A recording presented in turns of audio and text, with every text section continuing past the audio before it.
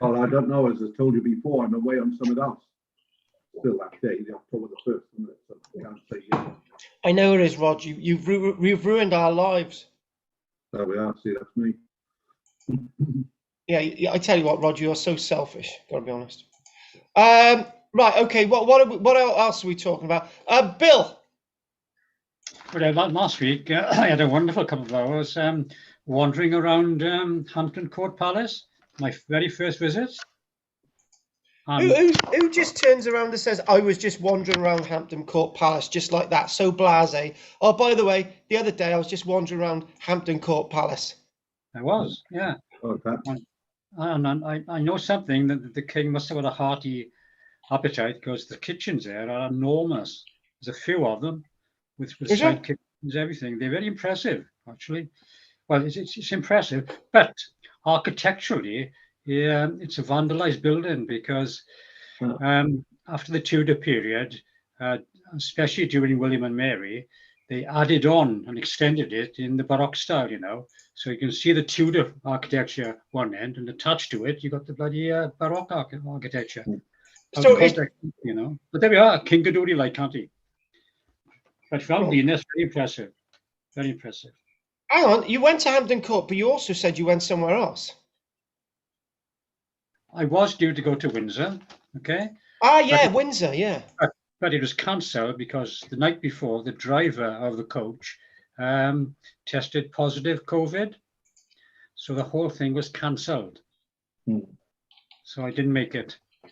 So what I've done now, in fact, this morning, I've tested myself and I'm negative, thank goodness. So that's the news of the day, as far as I'm concerned. So only half a trip. Oh, and I'll get really excited tomorrow when you tell her you've been tested negative. Oh yeah, yeah. She'll give. Do you know what, Rod? I'm going to say to Roger, Anne brings rubber gloves into classes and loads of hand gel, and she rubs it all over Roger. Cool. When she stops talking. Yeah, that's true. Oh my God. Right, okay, folks. Now we're gonna crack on, right, as in the usual way, and I'm gonna press the record button now. And 1, 2, 3, got it. We are live now. Do you know what? It's so amazing, that American woman. It's just like so amazing. Right now, today I jambled around in my head, and I thought, right, I want to do something different, and I really want to do something massively different. And I just thought, what do I do? And I thought, actually, do you know what I'm going to do? I'm going to look at Roman frontiers. Right, we're going to visit some Roman frontiers. So basically, the first one that we visit is the farthest Roman garrison. Whenever you think about the farthest Roman garrison, the first thing that people think about is northern Scotland, but that's not the farthest Roman garrison from the centre of Rome. The farthest Roman garrison is to be actually found off the coast of Saudi Arabia. You've heard it from me, yes. The Roman military presence went all the way down to off the coast of Saudi Arabia, just north of modern day Yemen. So that's what we're going to look at today. I've got an image of a stone that portrays and tells us about a Roman garrison on an island known as the Farasan Islands.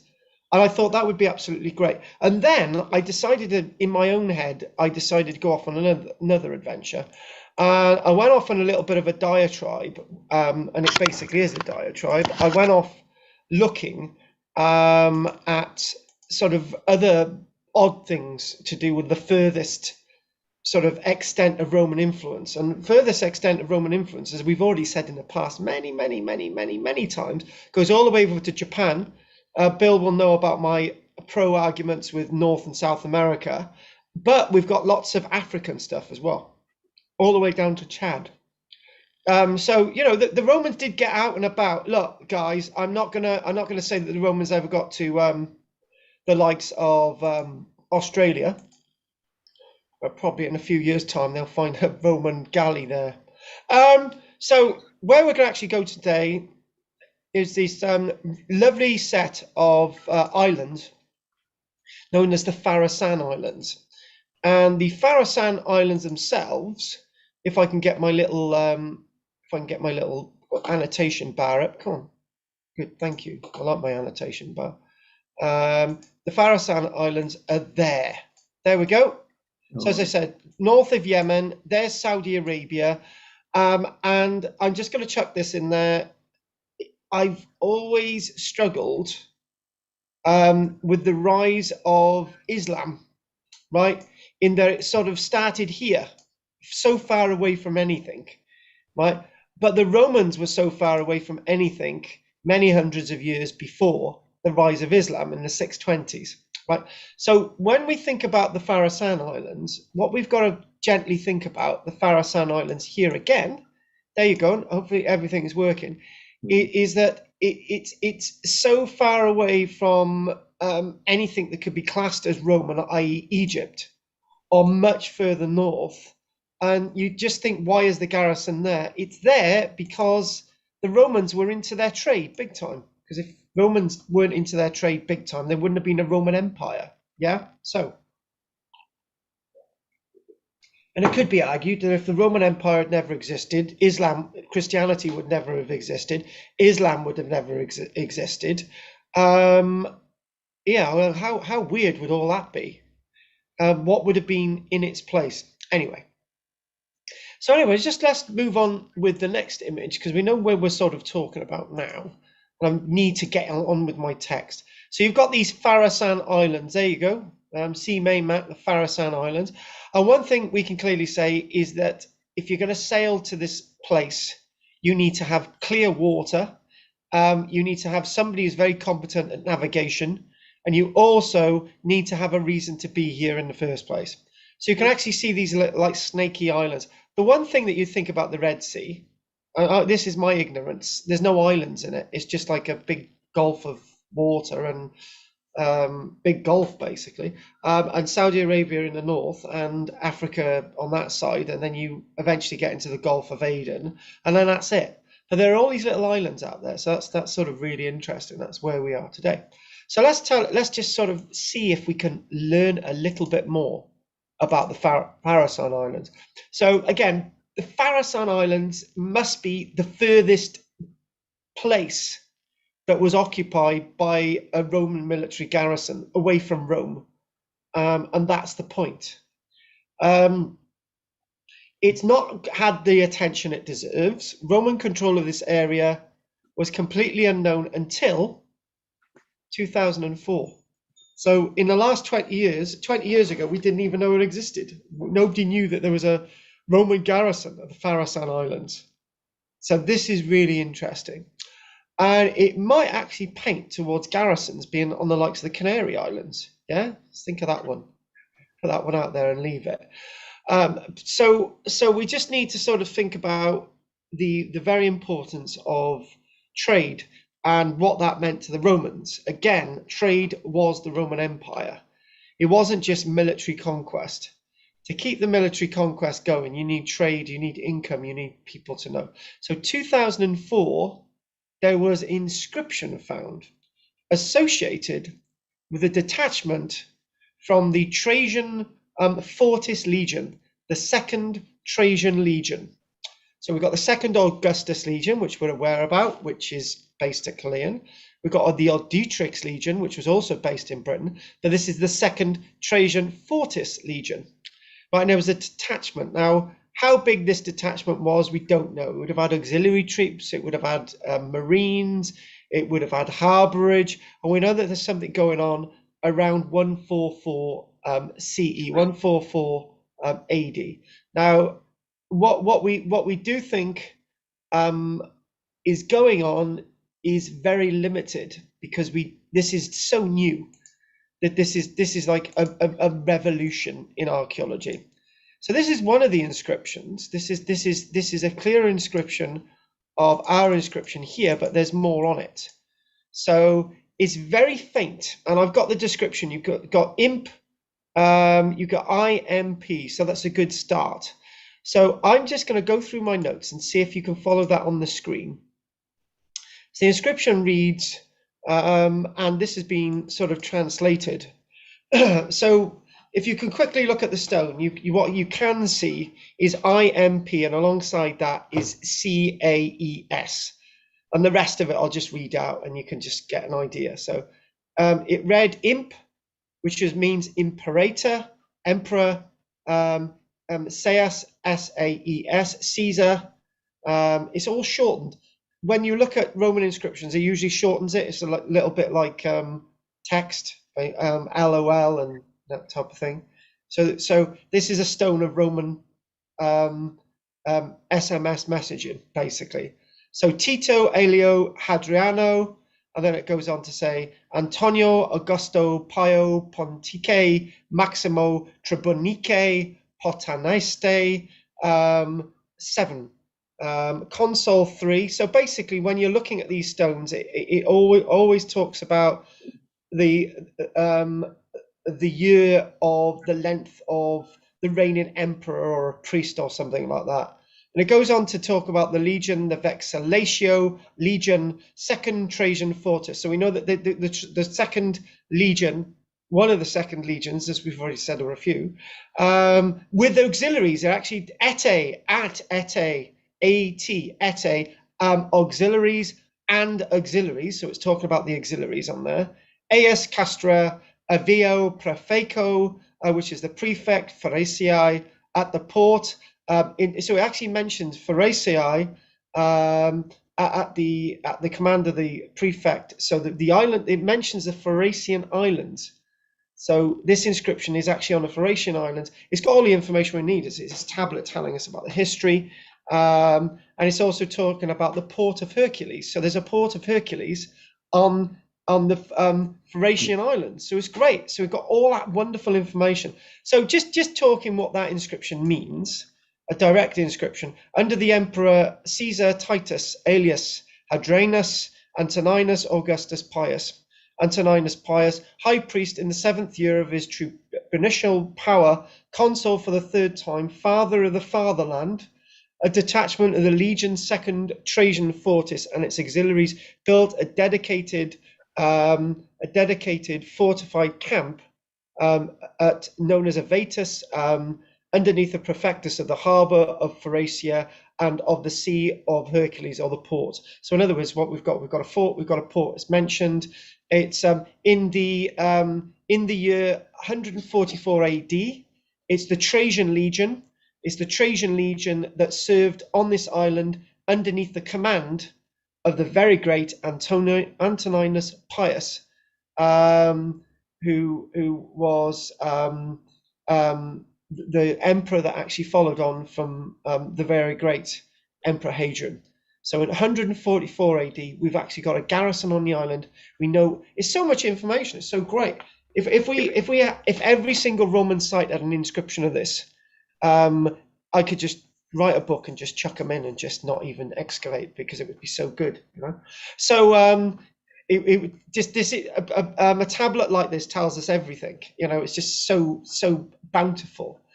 And this is actually associated with a building, so that the inscription itself was part of a building.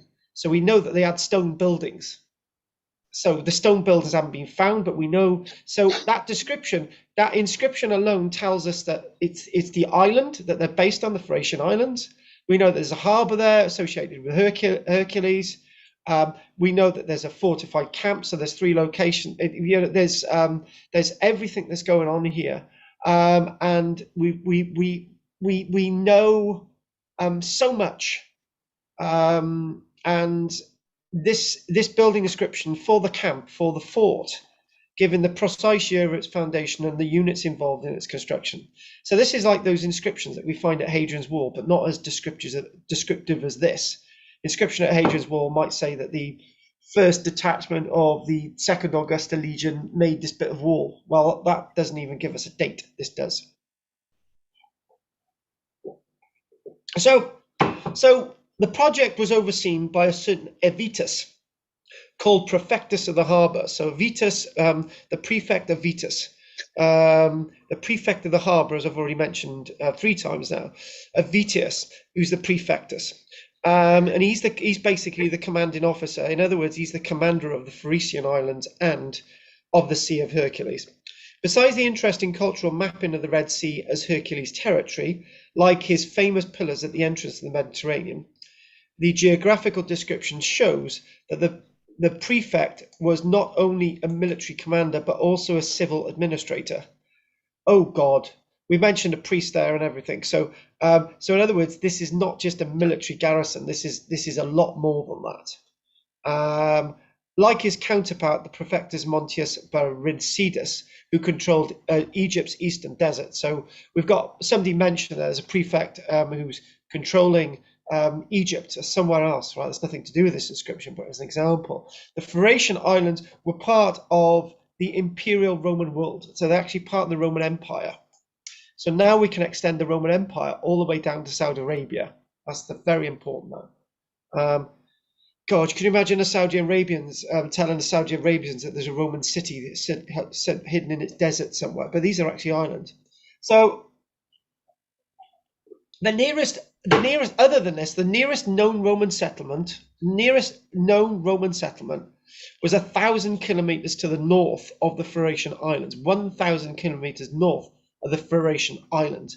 I don't know if we can. I wonder if we can actually see that on that image. I'm not exactly sure we've got it. It's hang on a minute. Let's just have a quick look at my map thingamajig. Not that one. Hang on a minute. Well, you can clearly see from the map that if we go all the way to the line of ancient Egypt, Farahsan Islands, that's the distance that we're talking about, 1,000 miles to the nearest Roman center. So this is 1,000 miles south.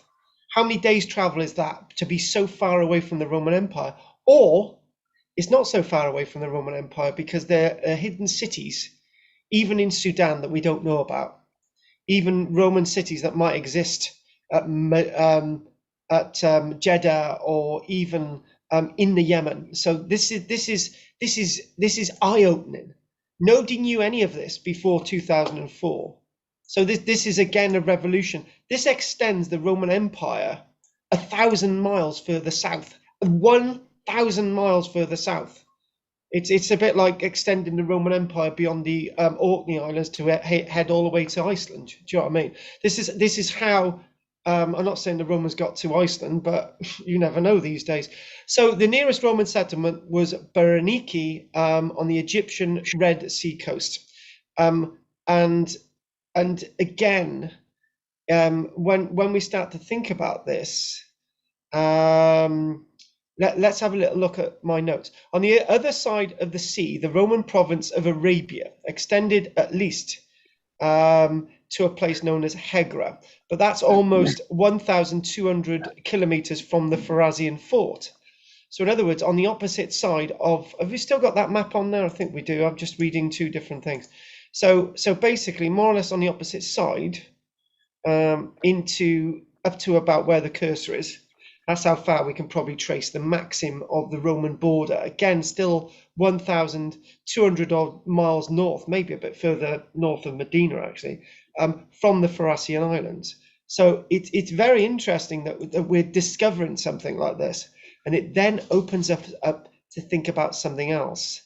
This expedition that tried to head into Arabia is known to have ended in disaster, and it is not known if any garrison was left behind or if further expeditions were made in the area. So in other words, what we're talking about is the landward invasion into the rest of Arabia disappeared, into the Arabian Nights. And I do actually know as well that the 9th Legion disappeared somewhere in that landscape as well. Mind you, the 9th Legion disappeared everywhere, didn't it, Bill? So it could be the thing is, this is really, really important. And what we do have is that it's saying here, that is really, really interesting. And I'm not exactly sure what this is about. A bilingual Greek-Latin funeral inscription for a Roman cavalryman named Paulinus Cornelius was found in nearby Barakish, which has been connected to an expedition that led to the death of Paulinus Cornelius. But this is again some miles away from the Farasan Islands. It cannot be ruled out, of course, that further discoveries will modify our picture of Roman rule and the extension of the Roman Empire into the depths of the Red Sea. But for now, the camp on the Farahsan Islands looks to be the furthest outpost of the Roman Empire anywhere. So this has got to be really important. Approximately how many people are we talking about were actually garrison there? What was the vicus like? What were the thing is, this would have been absolutely perfect. It would have been smack bang on the sea trade route from India. It's going through the Gulf of Aden into the Red Sea. It's on the sea route. It would have been. There's no reason why there couldn't have been a thriving harbour there with a huge population there, with a thriving Roman garrison there. Really, really interesting stuff. But none of this was known about, and again, until 2004. So what I'd like to do now is I would like to move away from this site and go on to something else that I decided to look at today. But let's just have maybe a couple more looks at some of these images that we've actually got, and then just move it on a bit. So again, we've got the inscription there, and that's the inscription a little bit more clearer. But I'm looking at that, and you can't really see it, but you can see the IMP CAE, and you can clearly see that, and it's obviously a local sandstone. And obviously with a different level of light on it. Absolutely fascinating, that, hugely fascinating. And again, it's like finding a diary of somebody who died at sea on a desert island. We know that a person got to that desert island. Did they occupy that desert island? Did their boat settle there? Was there a community? Was it a bit like Darien? Who knows? There was definitely a garrison there. And actually, having time... and that's also something interesting as well, which I've just thought. If you've got a garrison there, you had somebody who was literate and had the skills to carve this stone in the first place. So that tells me that there were civilians there. So this is the type of sea that we're talking about around the Farahsan Islands. Again, it's very coral-like. Maybe we might find some shipwrecks. If it's calm water, you could get into the harbour there. And now we're going into this other thing today that I want us to look at, right?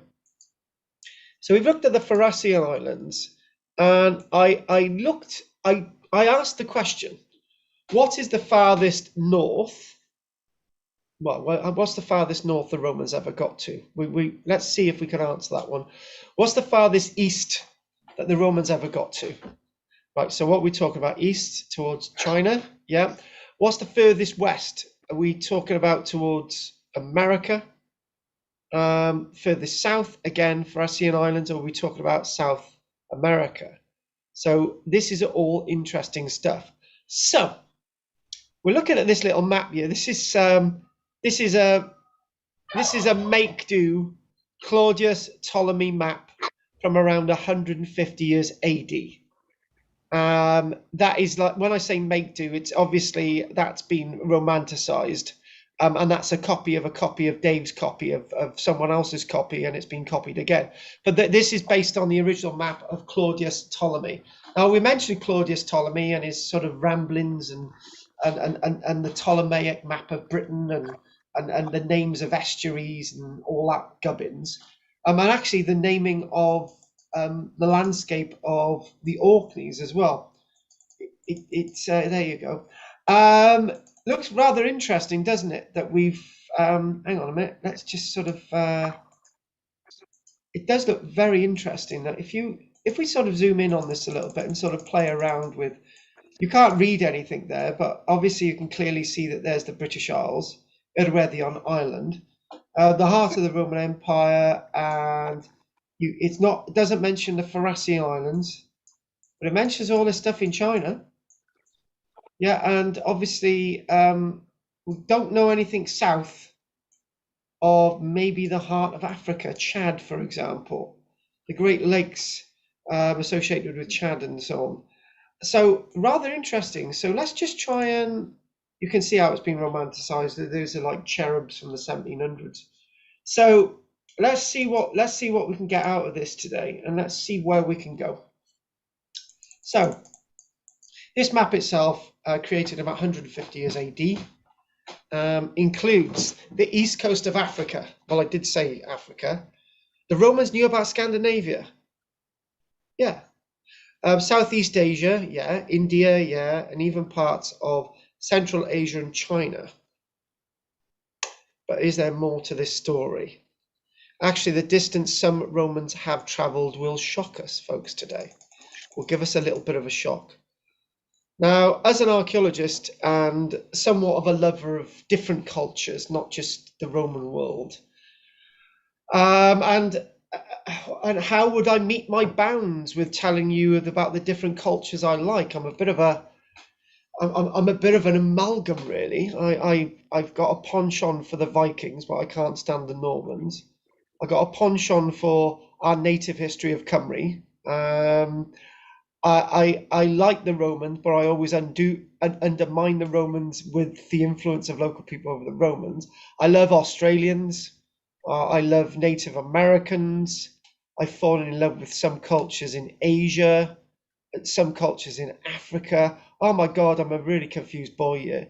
But that means that I'm open to wondering whether the Romans had ever actually made it properly as a military presence or anything else into the Han Dynasty of China. Did they actually get anywhere else? So let's just sort of do this bitterly wise. I'm just wondering if that's Dell. No, it's not. Let's talk about this. So let's start off with Asia. How far did the Romans ever get into Asia? What's all that about? Bill knows my answer, and I think you probably all do. So as an entity, Romans, as a superpower, the Romans and the Han Dynasty of China existed at the same time. The Han dining plates that you always used to see in Steptoe and Son, you know, the ones. So you've got all this Han stuff around the world. What about Roman stuff in China? So this thing about trade, you don't need to dig really deep. It turns out that the Romans contact with the Han Dynasty on quite a few occasions. But they've also journeyed to some other unexpected regions, which we're going to go into. So I think the best thing to do is try and give you another little bit of an image. So let's just sort of move the image on a little bit. We know what that looks like now. Hang on a minute. Oh, where's my other maps? Hang on a minute. Where's my maps gone? Hang on. Where are we? Oh, God. Hang on a minute, folks. I'm just going to make sure. I'm going to stop my sharing and just see what's happened to my other images. So let's just get them up there. Can't do this without my other images. So hang on a minute. Oh, it's here, guys. I don't know what's happened. It's all there. Hang on a minute. Okay. I'm just putting this on. Oh, nice, like it, and we got that. So every time I'm gonna have to go through that little bit of rigmarole to try and change these because it's my computer's being a bit naughty today. Right, so here we go. Let's just show you this image. Showed you the trade links. Bingo. Nice, like it. There you go. Okay. I feel like a Rolf Harris coming on. Guess what you're looking at next, that type of thing. Anyway, so one thing that they did it. If you look at those links between, if you go beyond Persia on that map on the left, you've got China, and you've got the Silk Route, right? That goes all the way from the Yellow River, all the way through sort of the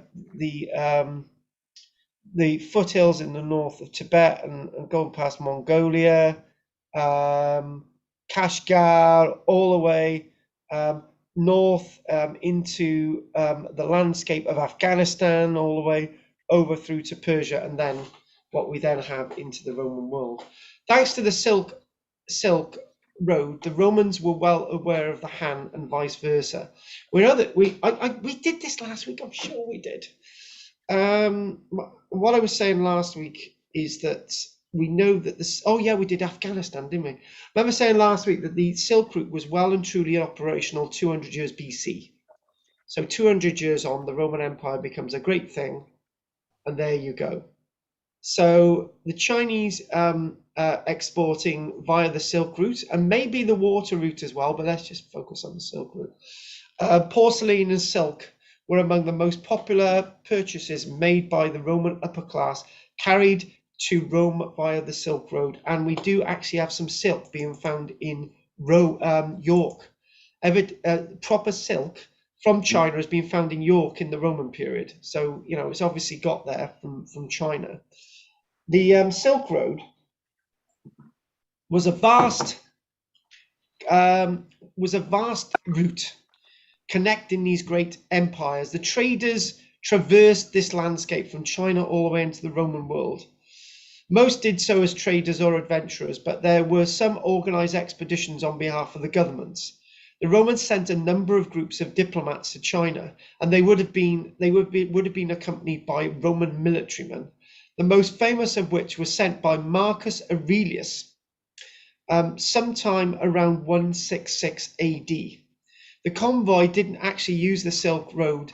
They instead arrived via a sea trade network in South and Southeast Asia. They brought gifts and greetings from the Roman Empire. So in other words, we're talking about the Silk Route, but we're also talking about the trading route via the sea. There are also records of Roman soldiers in Central Asia. Really? Roman soldiers in Central Asia? What the hell's all that about? A legend has it that the ancient Chinese city of Lycia was founded by Roman soldiers. Lycan, who fought, who basically, they describe the way the Roman soldiers fought, and i.e. In a testudo formation. So in the heart of China, there was a Roman military garrison of some description, operated by a senior Roman officer in the Chinese city of Liqian, Liqian.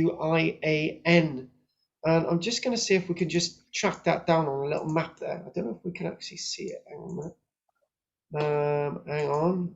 So guess what? Hang on a minute. I've just lost my image. Where's my image? You still seeing that image, guys? Hopefully. It's not letting us. Can we find Liqian on there? Can we actually find it? Well, obviously you can see how big China is, but it's there somewhere. And there's the location of Liqian in the heart of China. So we're talking about, there's references to Roman soldiers being there, right? So anyway, back to that little, share that again. Okay, so it's going to go back to my notes. And they describe the Roman soldiers wore fish scale. So fish scale armor. As sea trade routes in Asia was incredibly well developed, it stands to reason that other Romans could have probably taken the same passage to even further regions such as the Philippines, Taiwan, or even China. Are you actually seeing the image I'm looking at now in the notes? Like a green map? Yeah. You seeing that one? Yep. Look at that. Look at these wonderful routes on here. And you can, oh God, what's happened now? Hang on a minute. Oh God, I pressed the wrong button. 1 second. Hang on, stop. Finish. Hang on a minute, guys. I just got to get that back. I pressed the wrong button. 1 sec. Right, Bill, talk to me a minute. You know, where would you have thought the Romans actually got to? Hang on a minute, guys. Stay there. I got the phone ringing. Talk amongst yourselves a minute.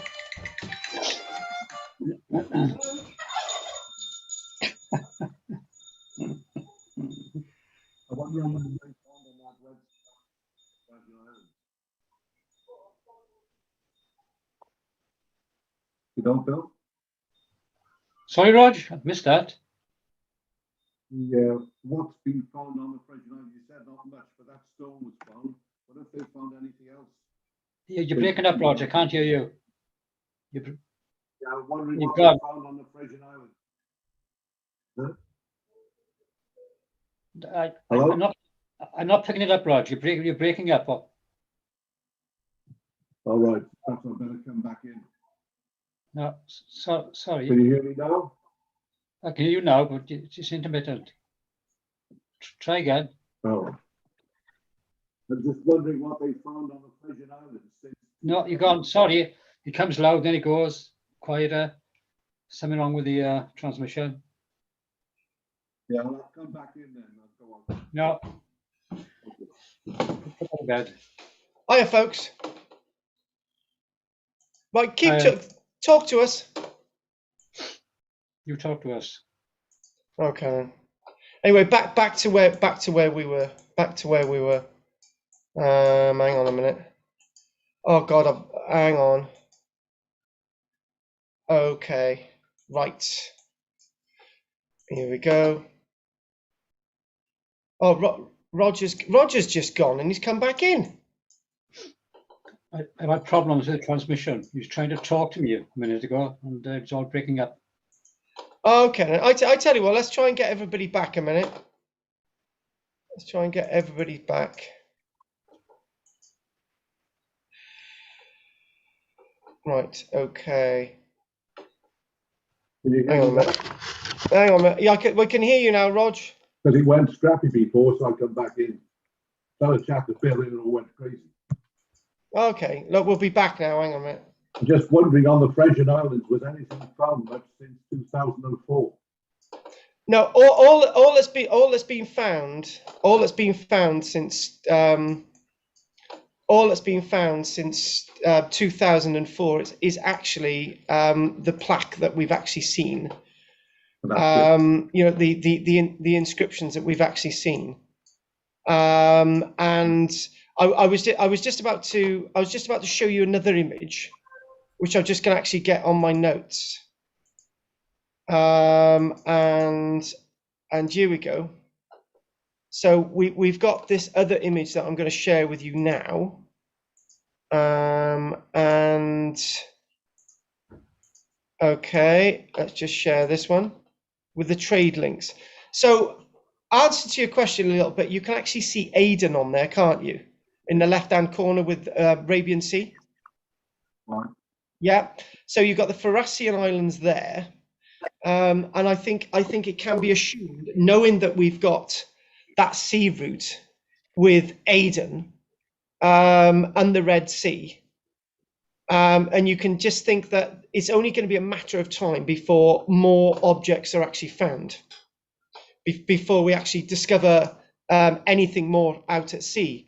And my notes, looking back at my notes, is talking about Roman coins have been found in Japan. It's unlikely that these coins actually came from the Romans themselves. It was obviously traded on. Still, though, it's very likely that there's going to be no restrictions to how far the Romans are going to be trading. Well, what's stopping them getting into the South China Sea? What's stopping them going to India? We've also got references again to the Romans actually getting to the south coast of the Canton landscape. The other thing as well is, this is something that somebody else has been mentioning to me for some time as well. The Chinese also sent several expeditions to Rome. And I know that somebody was actually doing a little bit of research on this some time ago. So what I'm going to do now is actually show you another little bit of a map, if we can actually get onto this one. And hang on a minute, let's just sort of show you the other map. And where are we now? Hang on. Is it this one I wanted to show you? Hang on a minute. Oh God, hang on. Actually, do you know what I'm going to do? I'm just going to share you the document that I'm actually using, because this is not easy today. It seems to be blocking me. So I'm just going to share the document that I'm actually using, and we'll go off this one. Hang on a minute. Let's share now. Bingo. Right, so there we go. Romans in Africa. This is the next one.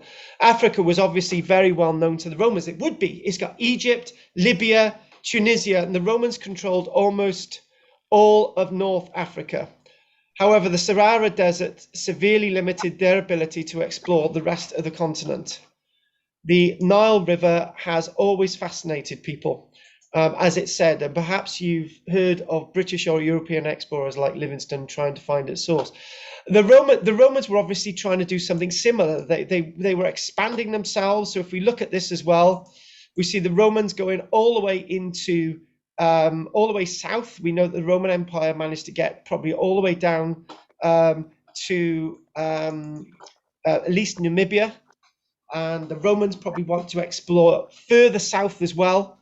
So you've got the Nile River and going all the way further south, and we've obviously got the Red Sea on the other side. There's that other side, the Bernice site, and we've obviously got the Farahsan Islands further south there as well in the Red Sea. And it's talking as well, additionally, it's mentioning in my notes here that you've got Egypt there, Sudan, and you've got Lake Chad. I'm sure that some Romans probably made it further into Africa. This time, Africa wasn't incredibly interconnected, especially compared to the trade routes of South Asia and the Mediterranean. But again, there must have been massive trade routes into Africa. Obviously, goods into Egypt, goods further north into Libya, Tunisia, and all the rest of it. So there we go. If we go back to Ptolemy's map, which is at the top of the screen, so we go back to all the way to the top, it's mentioning that you've got the Ethiopian interior, and it's sort of showing you the River Nile, and it's not expanding too much. And it's got all these chunks of where there might actually be water sources. So Ptolemy's talking us a little bit, taking us down the avenue a little bit in regards to what else is going on in the likes of, I've lost my thing again. Hang on a minute, just sort of go back down again. Going back, there we go. Going back to where we were. So we've got the Ptolemy thing there. And let's try and get further a little bit more into Africa as we're sort of reading much further south. And there we go. And it's talking about the Romans actually detailed the entire curvature of West Africa, meaning that they had knowledge of lands as far south of the Cameroons, 2,000 miles south of the Mediterranean. So they had to have been aware that there was more beyond the Sahara Desert, which would explain the expeditions they sent. The journey just might have been difficult for them to undertake. So in other words, they may have actually got there, but there were restrictions. A huge expedition or a few dozen men probably wouldn't make it too far because it's hard to travel with that many people. But you may have seen the odd trading vessel getting south and maybe getting as far south on the east coast as Kenya, following all the way from the Red Sea out into the Gulf of Aden into the Indian Ocean, and following the coast down on the east coast of Africa, getting all the way south as Kenya itself.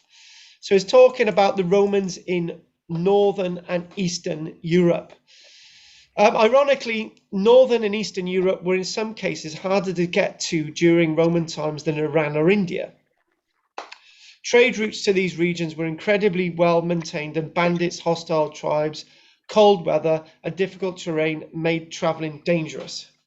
Romans did travel up north, but to many Romans, this area was just a wasteland filled with barbarians. There wasn't much up there that couldn't be found in Rome. So they didn't have silk, they didn't have ivory in the likes of ivory from Africa. There was no porcelain, there may have been a few dyes, but not that much. And so in many cases, it wasn't as desirable to trade with the barbarians, except for furs, which they had plenty of. So looking at the map there, you start to think, well, you've got trade itself going east, you've got trade itself going into Africa, you've got the Roman Empire as well. And you've got beyond the Roman Empire into the landscape of the Germanic tribes.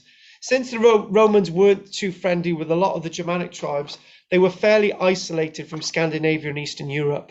So what they would have known about Scandinavia is probably a little bit more difficult to sort of work out. So obviously the Battle of Teutoburg Forest in 9 AD caused problems along the Germanic frontier, meaning that the Germans wished not to go as much further into the landscape of Germany. Ptolemy's map shows detail up until Denmark.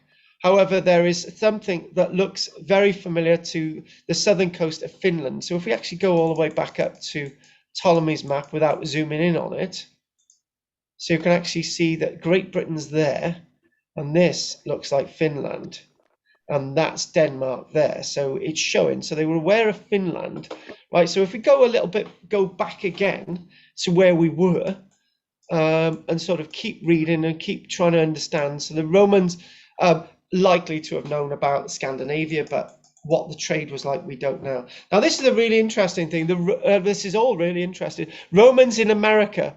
This one is by far the one with the least supporting evidence. In fact, I'd argue that as of right now, the furthest west a Roman ever traveled was probably the Azores. So obviously the Azores, just off the coast of Portugal, that's what we think. We know that there's evidence of trade in the Azores, the island of the Azores off the coast of Portugal. While there isn't a ton of evidence supporting this, but there is evidence. We know that there's items there. As for the Americas, there is no evidence that they traveled there. Then again, is there? There is no reliable evidence to support a Roman citizen coming to the Americas. Occasionally, there are lots of coins found over there, but they may actually be hoaxes. But there's something away from these notes that we're going to mention. I always mention at this point in Rio de Janeiro harbour, they found a number of amphoras back in the 1980s and 1990s, Roman amphoras, which would have come from a vessel like this. How it managed to get to North America, extensive ocean voyage, is very difficult to countenance, very difficult to understand, but the evidence is actually out there.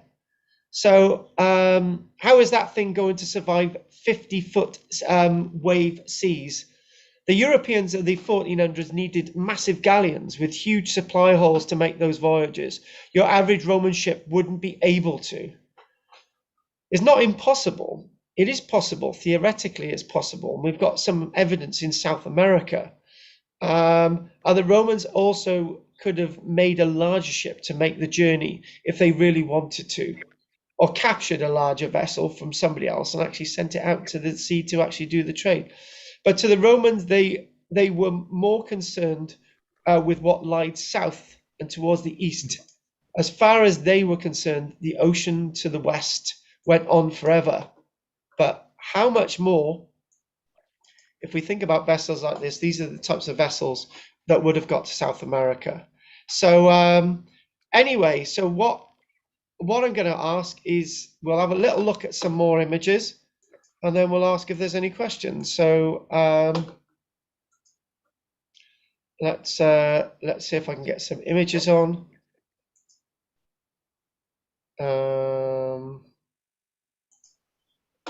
And I'm just going to see if I can get that up there. Hang on, let's see if I can get that. Right. Let's just go with this image a minute. Take that up on the screen. Right, so here we go, back to this one at Saudi Arabia. So what I'm going to ask, is there any questions off anyone today? Yeah. Go on, Bill. What puzzles me, the fact that the Romans actually established a base on the Farahsan Islands. Now that would have meant that to go to that sort of trouble and expense, there's a reason for it. Yes. And the Romans went looking for wealth, basically. So what did the Farahsan Islands or the Arabian Peninsula have which attracted them, apart from sand? It's a rocky island after all. What was there to attract them in the first place? Oil, of course. Hello?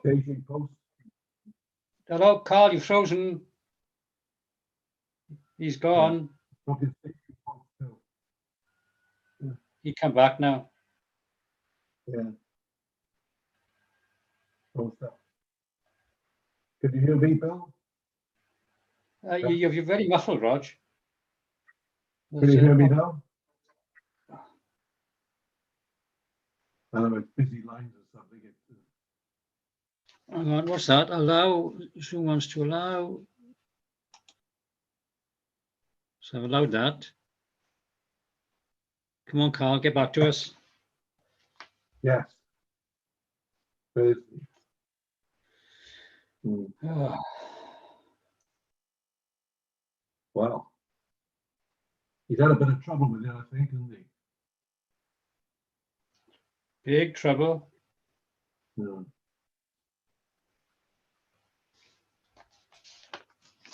Oh. Ah.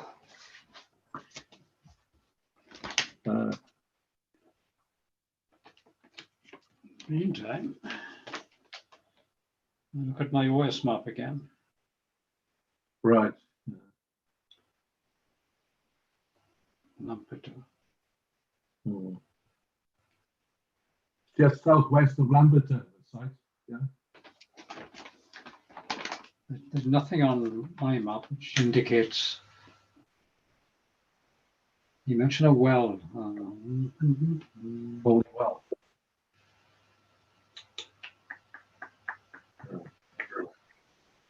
No.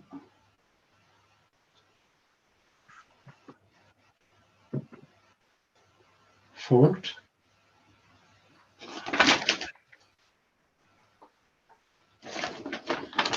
Oh well, that's the end today, is it? So more or less, yes. 22 now. Question time, we'll have to wait. Yes. Yes, indeed.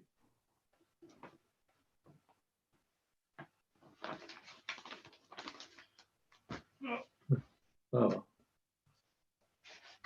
Let's phone him to see all right. what's happening. No, you can't.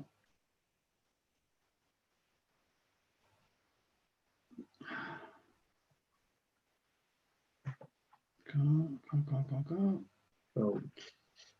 So, Oh. I can't find Carl. Where can I find him? Here we are. Bloody hell.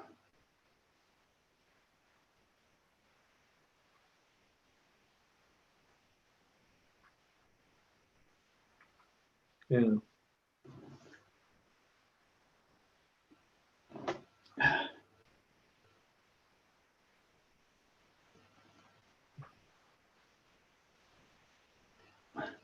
So,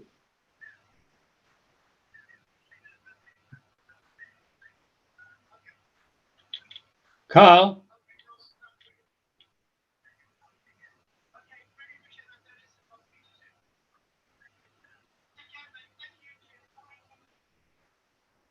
Carl, we've lost you totally. Are you coming back or not?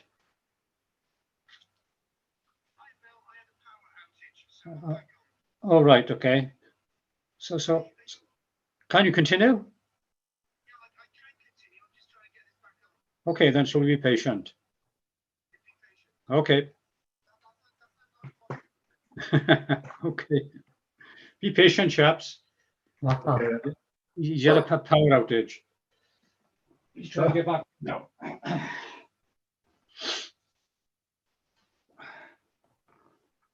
okay.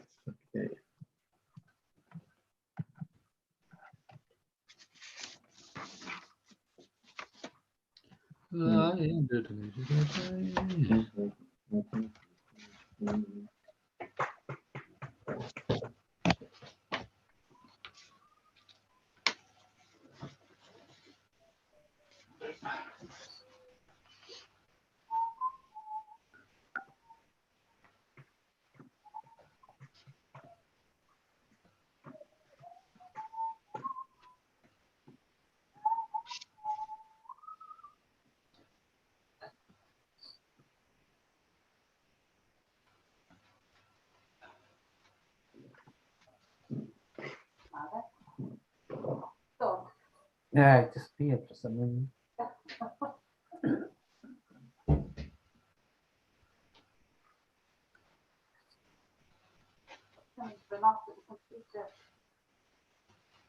The weather. Weather.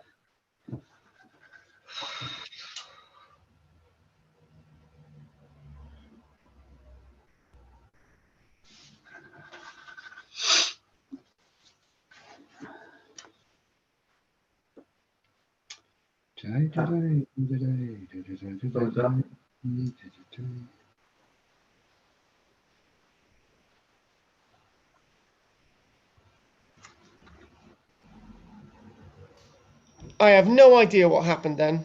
Oh, well, I had no idea. So yes, right, good. All right. So anyway, so any what was I going to say, Bill? What were you saying about? Did you pick up my questions before you? No, I didn't. I didn't. Okay.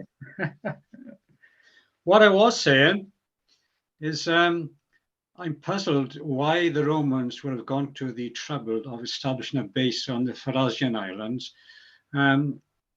knowing that there's nothing there really, because what wealth could have been attracted, which attracted them to there? So he's saying it's a rocky island. So why were they there? Why would No, they bother to go there? it's I think it was a trade garrison to watch the trade. So you're saying that they would trade from the Med right through? No.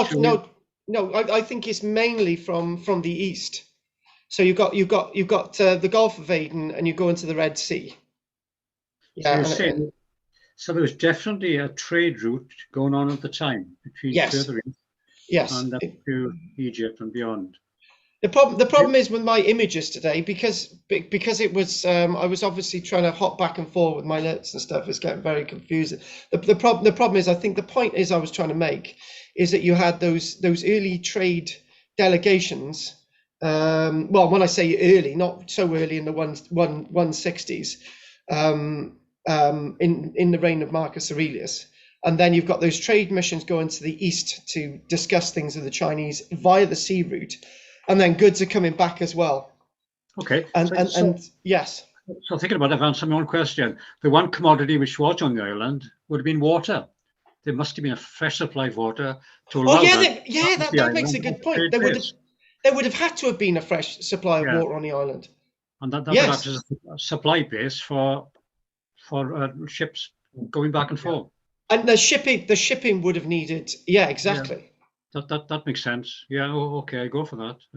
Exactly. Yeah. So, okay. I'm.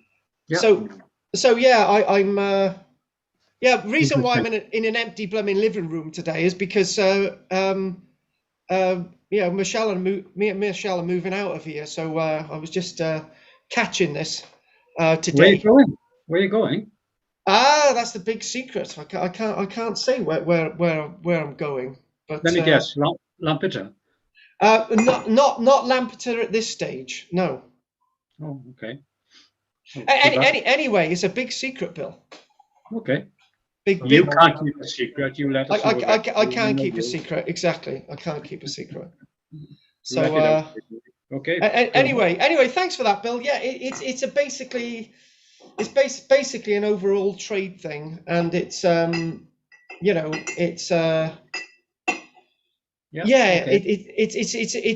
island's very, very important. It's just mind blowing that trade was going between the Roman Empire and so far east towards India and China. That's what I find amazing. Yeah. That's right. Yeah. That's right. Yeah. What about you, Richard? No, really interesting. Well, is that all? Yeah. What about you, Rog? No, that's okay. It was all about the Farahsan Islands, but you've answered all of it. It's a staging post, something, a place for minerals or something. Yeah. Yeah, exactly. So trade in the area. Yeah. Exactly. Well, that's good. It's a new one on me, but I know they were there. I might be speaking to you next week from Treorchy. Oh no, I've just given it away. No, I might be speaking to you from a living room in Treorchy next week, but never mind.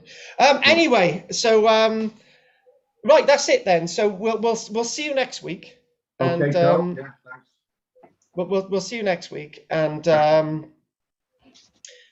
if there's no more questions, thanks for joining us today. Sorry about the problems. It's kept the YouTube thing online, which is great. Right. So You're that's taking good. you're taking Baldrick with you, no doubt, Carl? Oh, Baldrick will always be with me. Hang on, he's been quiet today, hasn't he? No, we've heard him a few times. Yeah, but that was a little bit of a while ago. So yeah. Okay then. Thank you, Oh, Carl. okay then, Bill. Well, obviously Jessica will see you. Who's doing tonight? Richard does tonight. Yeah, I usually tonight. Yeah. So Roger will be there next Tuesday, and Bill Yeah. will be tomorrow. Next Tomorrow. Tuesday. Okay then. Thanks, Carl. Cheers, everyone. Okay. Bye then. Okay then. everyone. From sunny Treorchy next week. I'll see you Oh. soon. Bye. Yeah. There's Carl. Yeah. Bye bye. Bye bye. Bye bye. Bye bye. Bye bye. Thank you very much for watching, and yes, I'm in an empty living room, and it's because we've moved out of here now, and new place to teach from in Treorchy next week. So very strange that will be. Anyway, thank you very much for watching on YouTube, and